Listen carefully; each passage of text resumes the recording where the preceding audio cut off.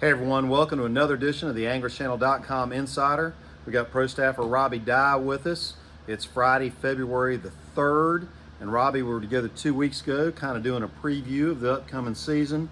Well, I think maybe one tournament happened that week. We got a lot more tournaments happening this week, including some big ones that happened a week ago. Before we talk about some tournaments this weekend, let's talk about the 41-pound bag on Rayburn. That's an 8-pound average. Yeah, that place has got some monster bass, and it's not unusual. I mean, we've seen some big bags come out of there in the past, John, but it's always a shock to see those 40-pound bags brought to the scales. Yeah, that's a lot of weight. You don't see that very often.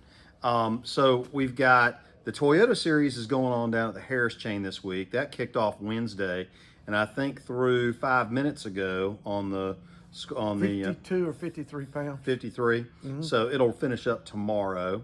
We've got, and what do you think? What do you think the final weight's going to be at that tournament? Oh gosh, 20 pounds a day. So okay, it's going to be about 80 pounds. About 80 pounds. Yes. Okay, so let's transition to the CBC. Is going to be at Lake Murray tomorrow. Mm-hmm. First tournament of the year for the CBC. Great series, great trail. Murray this time of year normally is very good. Yes, we've had some changing conditions, though. It's been taking a lot of big bags down there in the high 20s, upper 20s, 29, 28. Right. But we've had some rain. We've had some cool temperatures. The lake is coming up some. We have some rising water. It was down 10 foot. Right. I still think it's going to be 25 to 27. You might not see them break 30 just because of the conditions tomorrow. It's going to be no wind, so it might be a little tougher than it has been. All right, let's talk about the MLF College Series. Is on Havasu, a lake that not many of us are familiar with out there in Arizona.